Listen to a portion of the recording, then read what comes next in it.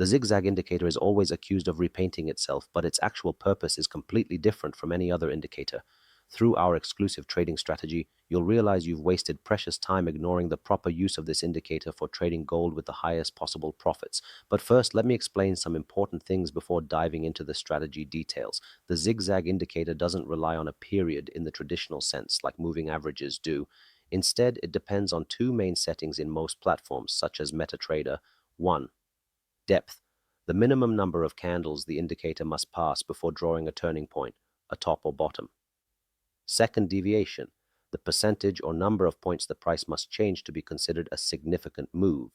When you say period 60, it means the indicator won't draw a new top or bottom until at least 60 candles have passed since the previous point, taking the specified deviation into account. How does this work in practice? On the 1-minute frame, if you set depth equals 60, it means the ZigZag will look for significant price changes every 60 minutes. Example, if you're trading gold on the 1-minute frame, the ZigZag will identify tops and bottoms roughly every hour based on the deviation, 0.5% or 10 points. Why use 60 with ZigZag on gold?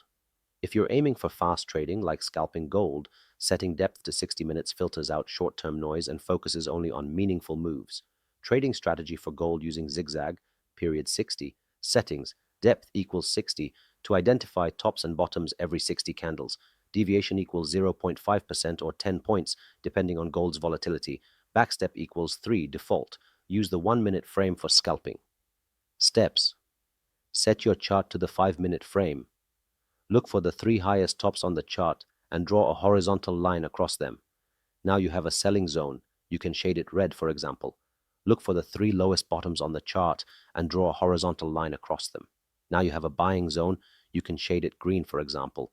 Switch to the 1-minute frame. You'll see these zones are still drawn and visible on the 1-minute chart. Stop drawing now and wait for gold to enter the selling zone to start selling, placing a stop loss $1 above the highest top.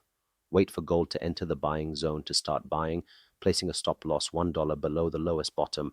Your targets are always the midpoint between the selling zone and the buying zone. I hope you all got something out of that breakdown of this exclusive strategy. Always keep in mind that managing your money smartly is one of the biggest keys to winning. If you think we've hooked you up with some solid content, go ahead and share it with your crew, and don't sleep on subscribing to the channel and following us for those daily analyses and trading signals. Big thanks for trusting us.